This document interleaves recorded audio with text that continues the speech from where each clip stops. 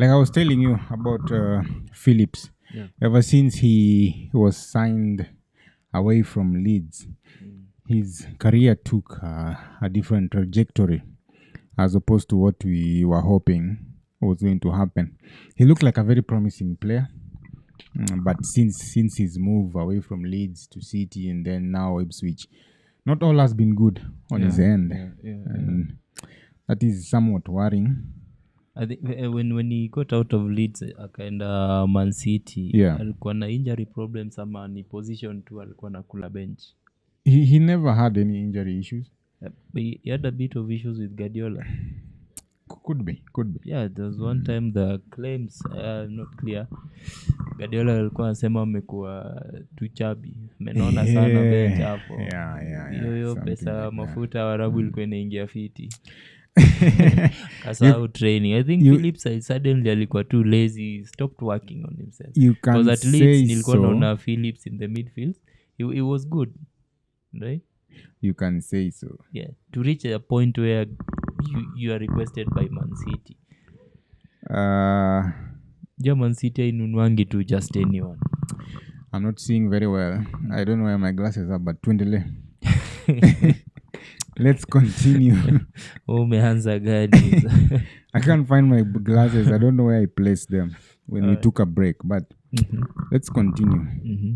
I'll find them after we... Okay. I don't think I'll be reading much. In that game, the highlights were the red card from Phillips. I think Ipswich, like you said, game management. Yeah, it's game management they that is messing them up. Davis scored a beautiful goal. And then they couldn't roll into it until the last minutes when Ayu got subbed in. Yeah. And knowing Ayu is mature. Leicester team is a mature team. They have Vardy there. And Yes. it was beautifully worked, the equalizer. From Ayu to Vardy. Yeah. Yeah, so Leicester did the part, Ipswich failed to do the part, and when you fail to do so, you find out, you get to find out. The same way Arsenal and Man City found out. Yeah. So moving on, away from that Ipswich Leicester game, we had Liverpool hosting Brighton. Yeah. Another blockbuster. It was a very interesting game. Started off well with Brighton taking the lead at 14 minutes of the game. They were ahead, an assist by Danny Welbeck. I told you, Danny Welbeck, if he doesn't score, he'll give you an assist. He's performing this season. Amerudi na hesabu different. Yeah, the stats are very good, and I like his progress so far this season. They looked to be winning the game until the 69th minute. Yeah. Things started changing. Liverpool got an equalizer through Gakpo. Yeah. It was a foul, actually. True. And it found the back of the net. And then 3 or 4 minutes later, Mo Salah. And then they saw off the game just like that. Mo Salah is inevitable, man. Yeah. Mo Salah, that's the word. He got into the 8th place all-time Premier League scorers. Yeah. He's now number 8. Number 8, eh? That is inevitable. He's a monster. He's a monster when it comes to undisputed that one. That one is undisputed. So he got Liverpool the win at that time, and Liverpool look to be in a good run so far. No, they're good. Everything they're doing is right. The manager seems to understand what he's doing. He has not struggled. We expected Liverpool. Yeah, the transition has been smooth for him. By all means. Yeah. Sure. So it's like he understood what he was coming into, and Liverpool also.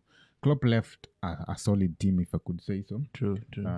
There wasn't so much to tweak that is add or take away. All you needed to do was just bring in your idea, and then the boys at Liverpool will pick it up and do the necessary. So far, they are good. They blended so well. Exactly. Yeah. So Liverpool fans, are you happy with that win, or what do you say? It puts them still top of the table. An advantage. That particular win. Yeah, they're still top of the table with 25 points. Yeah. And they're leading Arsenal and Man City. You had to say Arsenal. Because they're leading the rest of they're the usual suspects. They are the usual suspects that will remain at the top when the season comes to an end. All right. In a season, you're bound to lose some games. You're bound to get beat in some games. So before last weekend, Man City had not lost a single game. Hawakujua watapoteza kwa Bournemouth. No one knew who will beat City at the end of the game. Yeah. But here we are. They lost to Bournemouth 2-1. So Anything can happen in football. Anything can Now we happen know. in football. Now we know that, and we are very, very much aware of the things that happen there. So a very good win for Liverpool right there. Yeah. And I hope they'll continue with the same style of play, and they'll win their games. A few will go their way, a few will not go their way, but it's just like we said. Football is like that. So Brighton, they didn't do well against Liverpool. Walipoteza concentration somewhere. Yeah, for a minute there I thought Brighton was sitting on top of business, but standing on business is not easy in the EPL. one small. The EPL is everyone's business. It's everyone's business. Yes. So if you don't stand on your own, poteza concentration just kidogo and you are gone. You are tossed aside. Yes. Speaking of kupoteza and losing concentration, the Hammers were lost in the forest. I don't know. It's like Woody. It's like the Woody team and co used all the woods to cook the Hammers. Chris Wood is building some stats. This is only thing. He's scored in almost every match. Those are 8 or 9 goals, I think. I think he's among the players who are in the top scorers list, if I'm not wrong. And generally, Nottingham Forest, now there's a big improvement. Yeah, there is. There's some good. Yeah. You know who their coach is. That's why I'm not surprised. A crazy one. Also, if you look at the type of players that are there, there's still young, energetic forward. Yeah, the likes of Elanga, Odoi. Problem. Yeah. Watakutesa. Mbaya sana. Pesi iko hapo. Chris Wood anangoja tu hapo iletwe cross. And then he does his thing. Yeah, true. Yes, so Nottingham Forest. I wasn't surprised that they beat West Ham. Me neither. West Ham they won their previous match against Man United. The other weekend. They found a weak opponent. I told you the last weekend that these are both strugglers. West Ham just found a mtu worse than yeye akapiga. So there was no way they were going to win against Forest. Forest wamekuwa na a good run so far. Yes. They were not joking. They are still not joking. So it was a serious beating to West Ham. Massive win, 3-0. Yeah, they could not keep up with the Nottingham Forest in that particular match. But then again, West Ham and their red cards, are they following? Are they trying to borrow some tactics from Arsenal or what? Last weekend, Kudus got a red card. Again, Ederson Alvarez in that particular game against Nottingham Forest, there was a red card. They finished a man less. Arsenal so far matches are 3 matches with red card. Yeah. So it played against them. Yeah. The card itself didn't make anything because they got it towards the end of the first half. It's okay. Towards the end of the first half, Alvarez West Ham pia ni got the kama second yellow. Wako na joke, wana struggle na transition from Moyes. Again, this thing. One team finds a new coach, everything flows well. Some other team finds a coach, the transition becomes a huge struggle. It's about finding the perfect fit. Yeah, it's about finding the perfect fit. Yeah, that's the right word. I think that when it comes to new getting a new manager, adapting to their style and stuff like that. So far, whatever Lopetegui is trying to work or put into work in West Ham, it's not working. I think very soon he'll follow Ten Hag. He might. Given these performances week in, week out, we could give him 2-3 games. By the time we are halfway into the season, the next half of the season, West Ham might have a new coach. If they continue down this line. I don't think Lopetegui will keep his job. I expect West Ham to be somewhere in the mid-table, position 7, 8. Exactly. Where we were used to seeing them when they were with the Moyes. They were really and good I thought after beating Manchester United the previous match, they will improve from there, pick it from there straight. But apparently, B2C Evo. No. they didn't pick up on the momentum. The only team that so far seems to be picking up on momentum is Bournemouth. So that was a very good win from Nottingham Forest against West Ham. And they should continue with that, and that's good. And speaking of wins, Southampton finally found their first win of the season. Yes, against Everton. They beat Everton. Everton woes continues. Another side that is still struggling. Yes, West Ham is really seriously struggling. Yeah, but Everton were really in the fight in that match. Yeah, they scored a goal. It was cancelled. They were pushing also for a draw. Yeah.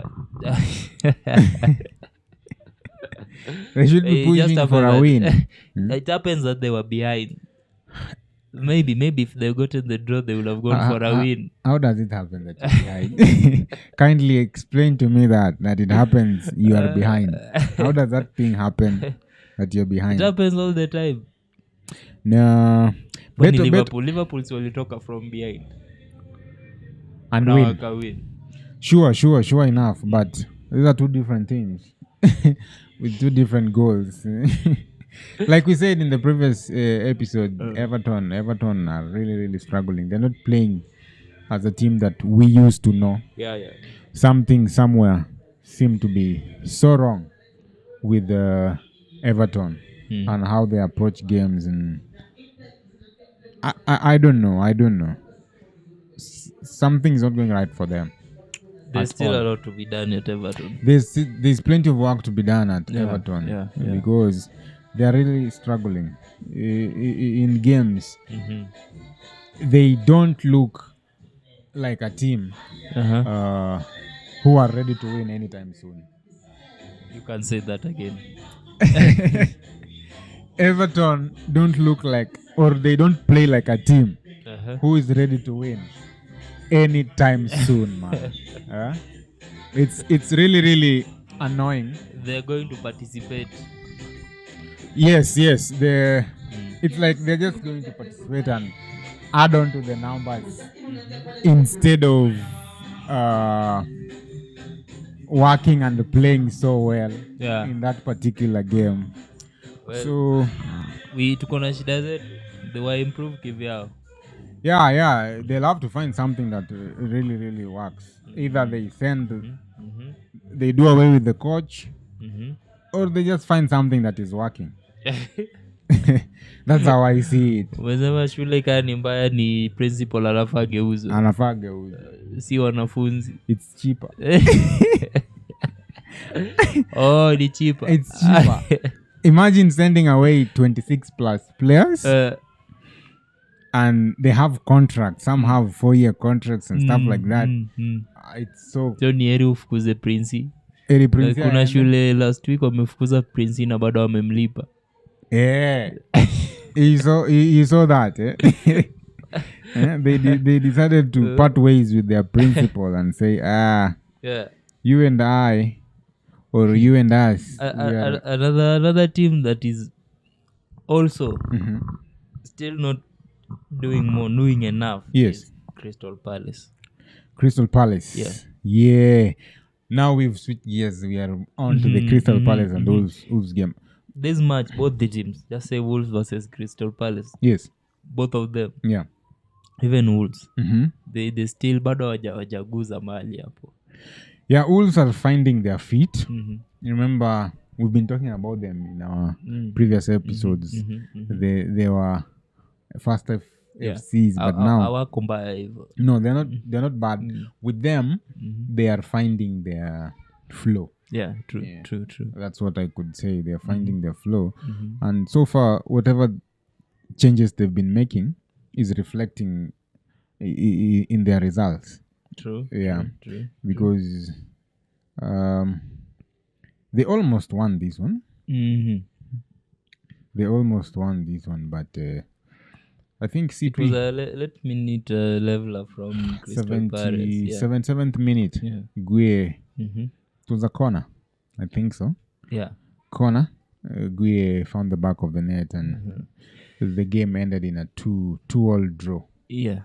There's this one Cunha in Wolves. Yeah, Leo kijana Mateus amewaka Cunha. moto. Yeah, he's good. Eh? He's good. He's taken the place of Neto. Yeah, Neto. Yeah, he's the one playing the position right now. Yeah, he's the one who is playing Neto's Perfect position. replacement He's good, eh? so far. Yeah, he's good. I agree with you on that. Mateus Cunha is doing some wonderful work. He provided an assist yesterday. It's like he's the other Welbeck. I mean, he was so involved in the game. He's let often, alone the assist. He's often involved in games, the game. Yeah.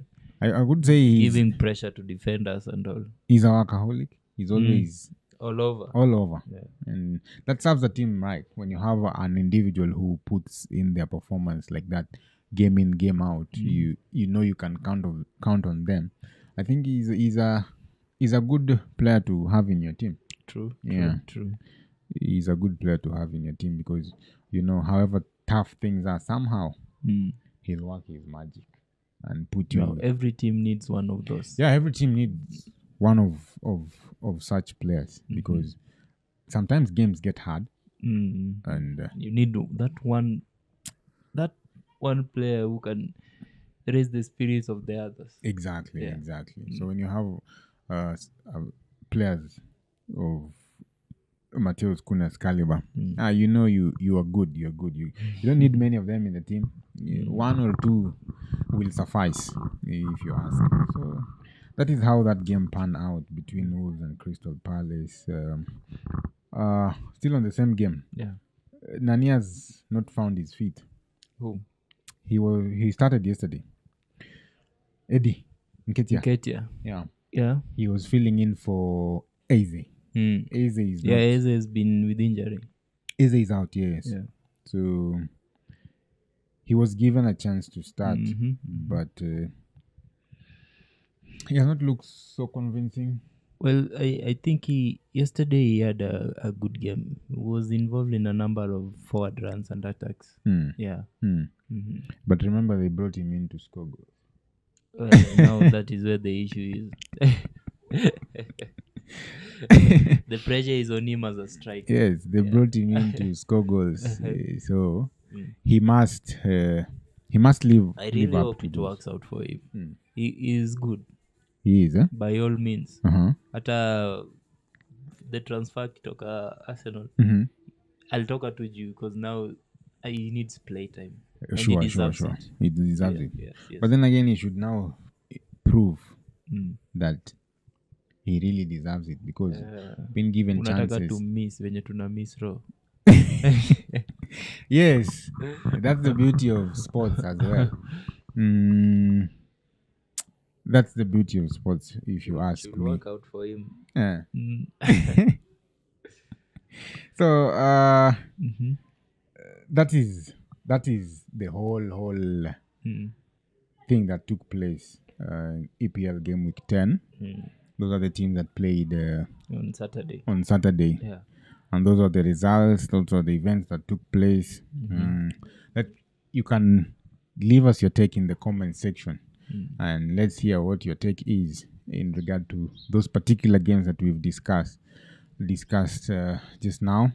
Maybe you might have a different opinion, or you might have seen something that we missed. We we all see different things in games, and you might have something of value to add, and we really, really like and appreciate to hear from you in regard to those particular games. So now, before we switch gears, Tell me. banter of the week. Talk to me, king of banter. Ni nani anapigwa banter hii? Banter of the week goes to, you remember a while back, Rashford was being compared to Henry, and to a point they were saying right now, why is this funny? to a point they were saying right now Rashford's stats are better than any version of Thierry Henry. Any version of Thierry Henry.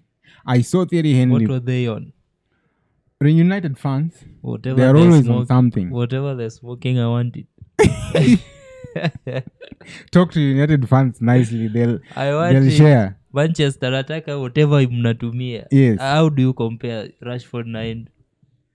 So wamesema any version of Thierry Henry. Any version of Thierry Henry. So coming back to that any version of Thierry Henry. There was a Legends game that was being played last week. Yeah. Thierry Henry featured. Whatever I watched, Thierry Henry was still playing far better than Rashford. He still has it. Far better than Rashford. If you ask me. But you know Henry is. Yes, but what was that comparison anyway? Anyway, so that was our banter of the week. Share yours, or if you want more banter, let us know in the comment section. We'll send you a link to where you can get more banter, or just tag one of the banters that we have from our catalog. My banter of the week comes from the Vinny cry. Yes. You know the Vinny cry. The Vinny cry. So Vinicius over the other weekend wakicheza Ballon d'Or. Yeah. Waligombana na Gavi. Yes. Akavia Gavi ni sawa. Mmetutandika mnatunyorosha hivi. Yes. Lakini nakujia hiyo Ballon d'Or. Vini ana hawezi kuwa mwamble. Hatuli. It ended up with him crying. Alishtuka. Yes. It's hakujua vitu zinaendaje. Yeah.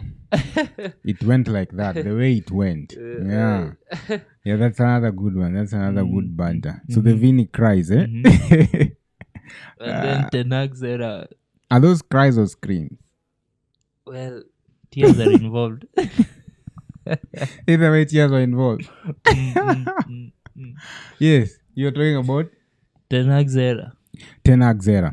Yeah. Was it an era really, or just made errors? I wonder what type of error he was referring to. What were they? I want to say Ten Hag's reign. Rain. It rained on him. Still, come on. Storms after storms after storms. He faced quite a number of storms, Ten Hag. Yeah. Wacha Ten Hag aenda pumzike wala. Yeah. Huyo mzee karibu akufe at Manchester United. Acha pumzike. Hata sichukue any job hivi karibu. Yeah. Atulie kwanza. Pige Christmas. Yeah. Angalie kama Januari. Kunaendaje. It's up to him. Tafute tu timu nyingine hapo karibu na Ajax hapo anze nayo. Yeah, there'll always be a team looking for a better option for a manager. Yeah. Nakumbuka Ranieri akifukuzwa Leicester. Yeah. Kidogo akapata kazi. They never stay out for long. Immediately.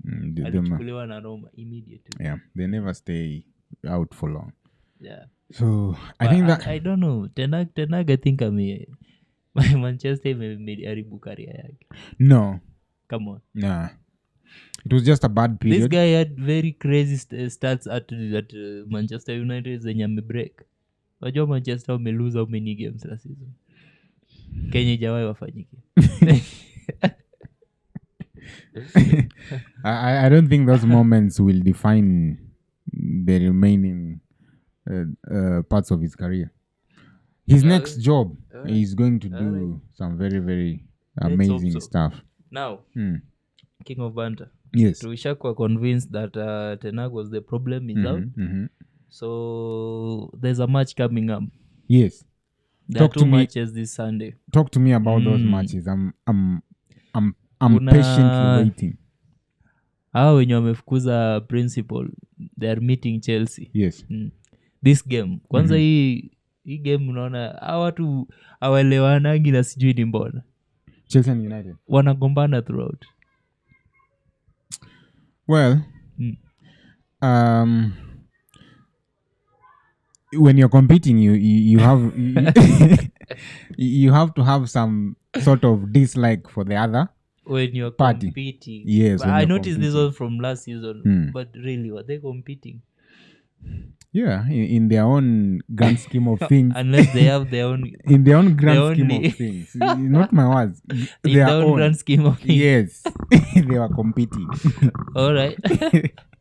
So, again, this Sunday again, they'll be competing against one another. United is home. Chelsea is visiting Old Trafford. Do you think Manchester wanna survive this one? Because I have a feeling they're going to lose it.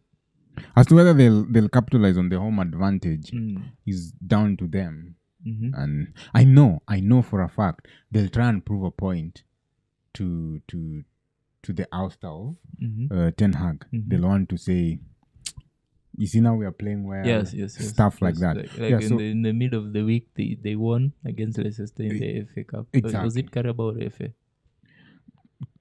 Carabao. Yeah, it was Carabao. Yeah, they kind of like, okay, we can win. Yes. Yeah. But let's see. That's a league. So again, league they're facing Chelsea, so they'll have a point to prove. We know this season against the bigger teams. Yes. The big teams. They've had it rough. They have. And Chelsea is now good. Chelsea's performance has improved. Yeah. So they're so much better comparatively. You know, the other thing. If you had to pick one worse between Man U and Chelsea, I'd go with Chelsea. Worse or better? I mean, if worse comes to worse, you have to pick one of those. the one that is better. So you go with Chelsea. I don't know with Chelsea. Yeah, sure. It makes sense, given how Chelsea has been playing in some of or most of their games this season. They are in a good run, but like I said, these sort of games have a way of playing out. Yeah. United have a point to prove. Chelsea have... Are you saying that some games is up to the players? Yes. All right. In fact, all of them, not some. I don't know why you're using some that games some matches you leave them for the coaches. Yeah? And then some. For example is, okay.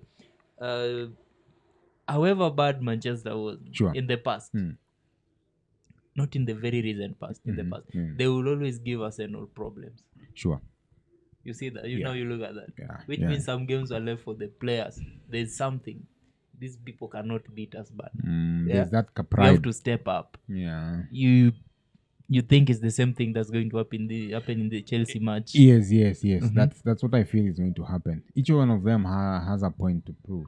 All right. And excuse me, no one will want to go down easily. So in the event,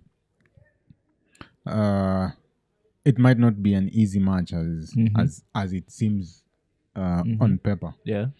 So both of them, should either of them want to come out with a win, will have to put in work. True. Yes, we'll have to put in work. So whoever blinks fast is out. But then again, remember also there are instances where there are bad plays, is red card. You know how games play out. Yeah. So should there be no such occurrences where a team is awarded a red card at a given time or period in the game, I feel Chelsea will see off this game with a win. That's what I'm saying. All said and done, Chelsea will carry the day here. As much as United has their own, points to prove. I'm rooting for Chelsea. Like na Ruben pia amechwa awaingia tu. Yeah. Akaichukua. So I feel somehow I feel there was no manager who wanted this United game. Who would want it? To some extent, I feel no one wanted to take this job right now. So let's just assume it's not about money for him. For him, he has accepted it because of he said he wanted. He embraces such a challenge. Yeah. So it's not about. He said it ain't about money for him. No. It's about the challenge. It's about time he challenge. proves it. So we will see whether he wanted the challenge most or the challenge wanted him most. At the end of it, we will see who wanted who. Well, it's going to take him some time. But United are so excited they have him. And let's see how it pans out for them. I hope it works out for him. For who? Ruben. I don't care, man. whether United grows worse or something, that's their own problem. I don't care what happens to them. All right. So, what's your predicted 11 overall for this particular game? Overall predicted first 11. Combined 11. Yeah, let me call it combined 11. That's the right word. You wanna give me the lineup? No, you. You give me the combined 11. I'll give you the combined 11 for the other game. Tottenham was told. Yes, I'll give you the combined 11 for that. Is the lineup out already? I don't know. Start me from the defense. I start you from the defense. You just hold the phone. You're the one who's giving me the combined 11. All right. Show me. Yeah. I will give you my combined 11 in a bit. Yes. Okay. Let's talk about this Tottenham. We talk about the Tottenham game first. Tottenham Aston Villa. Who is home? Tottenham. Tottenham is at home, and Aston Villa is away. It's a tough one. Aston Villa has been shaky. They've not been convincing the way they've been approaching games. Remember, they drew with the Bournemouth. Last they've been giving their all in the Champions League, and then on the league, and in the league they do bare minimum. Mambo kidogo hapa na pale. Yeah, so I think given how Tottenham have been playing previously, I give them the upper hand because they are also home. But then the other thing with Tottenham that I'm afraid of is game management. And Aston Villa won't let you rest until... Tottenham kwani wamekuwa kama Ipswich. Yes, they've been struggling with the game management. It's been their undoing. The game management has been their undoing, if you ask me. Yeah, so I think Aston Villa will frustrate them. But should they strike fast and hold on to that for some time, and not allow Aston Villa back into the game anytime soon, I think they'll see off that particular game. But should they allow Aston Villa to strike fast and control the game, they'll be at a disadvantage. Well, I think Tottenham is going to eat this one.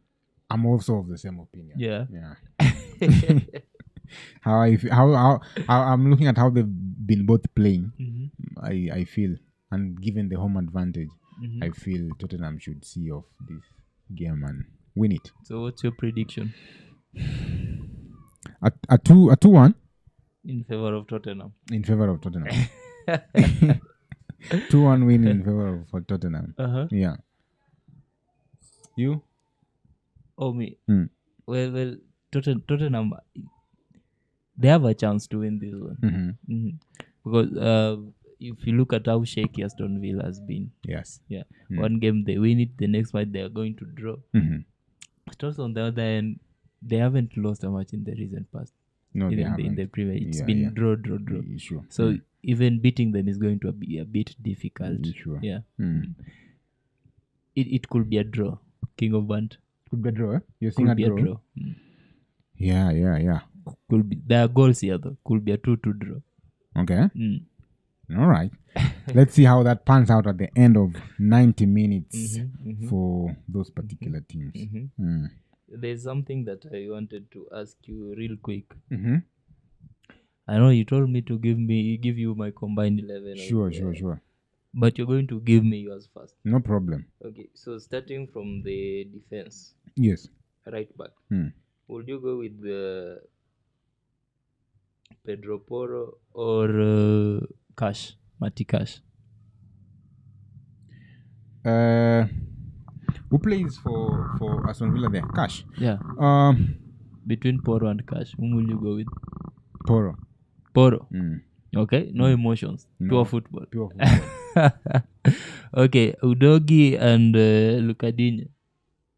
The left back position. Luca. Yeah. Are you sure? I love his crosses. All right. Okay. Romero and Konsa. My man Konsa. Konsa is solid. Any day, anytime. Konsa is so solid. Blackman King. Yes. All right. I like how Pau Torres and Radu. Pau. Yeah. All right. Kulusevski. Kule. Before you even mention the other guy. Kule. Okay. Don't care who the other guy is. No. Even before you mention him. Kule. All right. Bentuku. Onana. Anytime. All right. Okay. Sa or McGinn. Sa. Sa. Yeah, I like Sa. Okay. All right. Oli Watkins or Solanke. Ole. Oli Watkins. Ole Why? Watkins. Eh? Why? Watkins, you'll count on him. Anytime you spot him in front of that goal, you just know that goes back into the back of the net. Okay. Unlike Solanke. All right. Between Son and... I thought you were going to tell me to stop at Son. And who? Give me the Son or option. Jacob Ramsey? Ooh. Hey, I'll take Son. Obviously. Come on. I'll take Ramsey. All right, that's it. Yeah, that's my combined 11 for the two. I think I have... You relying so much on the side of Aston Villa. Yeah. It was balanced. I think. Yeah, it's balanced. Sure?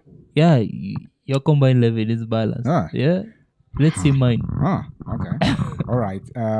Let me take you to the United versus Chelsea game. Let's do this. Okay. You ready? So, give me your combined 11 between Manchester and Chelsea. Yeah. I'll start you from between the posts. Robert Sanchez and Onana. Andre. I'll take Onana. You take Onana. Onana makes some crazy saves. Okay. Fullback 3, we have Reece James and Mazraoui.